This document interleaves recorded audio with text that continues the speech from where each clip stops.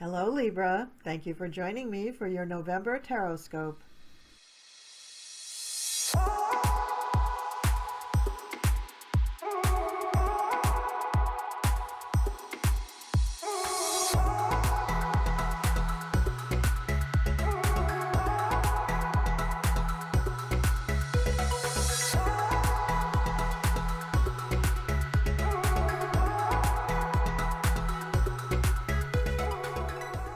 Libra, I've laid out the cards. This is weeks 1, 2, 3, and 4. I'm sorry they're a dark deck and I have a dark background. I'm sorry if they don't show up very well.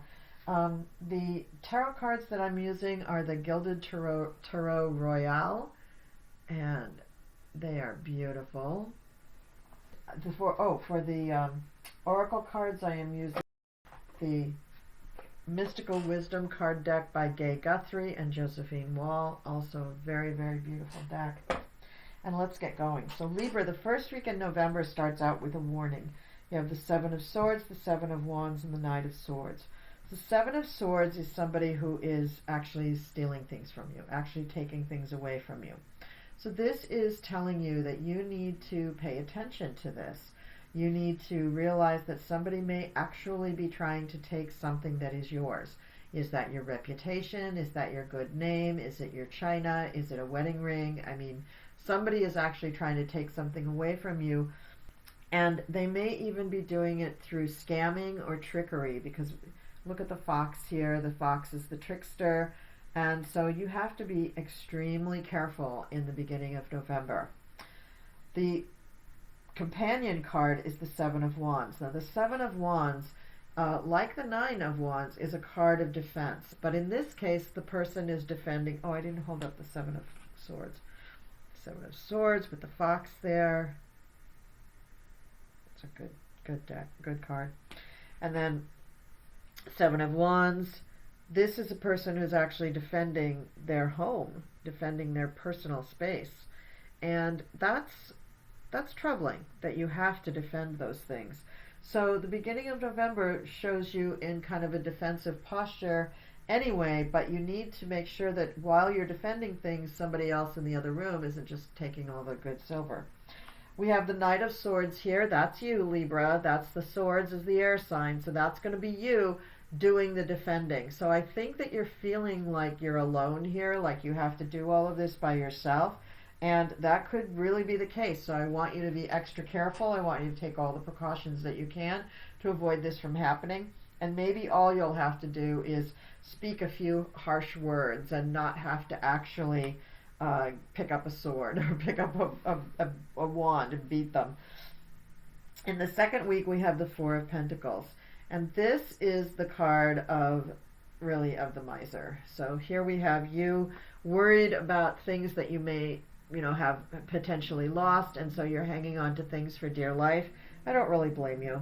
I mean, that is kind of what happened in the first week, so I don't blame you for being a little tense about that.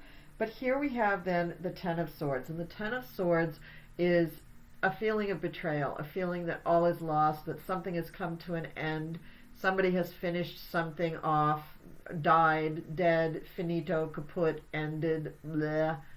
And so the message of this card, though, is not just to say, okay, your uncle died. It's not that kind of card. What this card is saying is that, yes, something has come to an end, and yet there is hope. Look at the flowers blooming in the foreground. There is hope. This means that you will go on to something new. When you let go of something, you make room in your life for something else. And even if you don't really choose for it to be let go, when it is let go, it does make room for other things. So be sure you keep your hope up, be sure you look to the future, and be sure you have your wish list of things that you'd like to fill in your life if you had room for it. The next card is the Eight of Cups, and this is the card of abandonment. This is the card of someone just dropping everything and going the other way. They don't want any part of this situation anymore, and so they're moving on. And this could be, when you have theft and having to defend yourself, and then the Ten of Swords, you may be feeling like you are in a situation where you just want to leave. You just want to end this situation and go. Rather than having to hang on to everything for dear life, you may just want to be in a different situation. And in the beginning of the third week, you're still fighting that impulse. You're still feeling like you're bound, like you're imprisoned in some way. But one of the things about this card that you have to remember is that the swords are not touching her. Her hands and her blindfold are loose. If she could just wriggle out of her bindings around her wrists, she would be able to remove the blindfold and she would see the answer right in front of her eyes. But a lot of times we find ourselves in situations where we just put up with an intolerable situation because we don't know what change would look like. We don't know what the future would look like without it. You have to imagine a brighter future. You have to imagine a positive future for yourself and then go for it. The next card, the Five of Wands, shows people who are in competition with you, who are fighting with you in some way. But really, the wands have these sparks of light coming out of the ends of them. And it's the sparks of light are crossing, but the wands themselves are not really hitting each other. So these are people at play. It's very serious play. They may be like, it may be a very competitive team sport, but they're not actually hurting each other. And so you have to remember that life is kind of like that people do things that may seem hurtful, but really we're just playing the game of life. And if you can look kind of more detached at your situation, it will be much easier for you to move on, and you will move on. You've got the Three of Wands, you're designing your future, you're looking past where you're at now and deciding how you can use your skills and resources to move forward, and that's what you're going to be doing. The Five of Swords shows that you're going to be vanquishing all enemies. If you are the person holding these swords at the end of the day, then you win, but try not to be a brat about it. Try not to be vulgar. Try not to be, crowing about it, gloating about it. That's not really a very good look, Libra. And usually you're not, but it is, you've had all of this stuff happening, so I can kind of see why you feel like doing it, but resist that urge. Because what's coming up is the Nine of Cups. You are going to get your wish. You're going to be able to move on to much greener pastures and be much happier, probably than any of these people that you're leaving behind. And then you have the Seven of Cups, where you have lots and lots and lots of options available to you. All of them are going to make you happy. Well, maybe not every single one of them, but you're going to be happy. You're going to be really, really happy. You've got that Nine of Cups card, and that's what you want to keep in mind. Now, that's the tarot portion of the reading.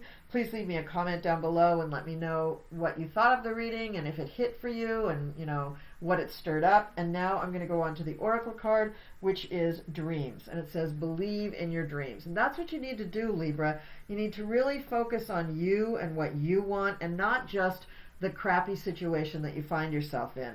So let's read about dreams. Believe in yourself and reach for the stars. You have the courage, patience, and passion within you to make a difference. When you have a dream, only you have the responsibility to make it real.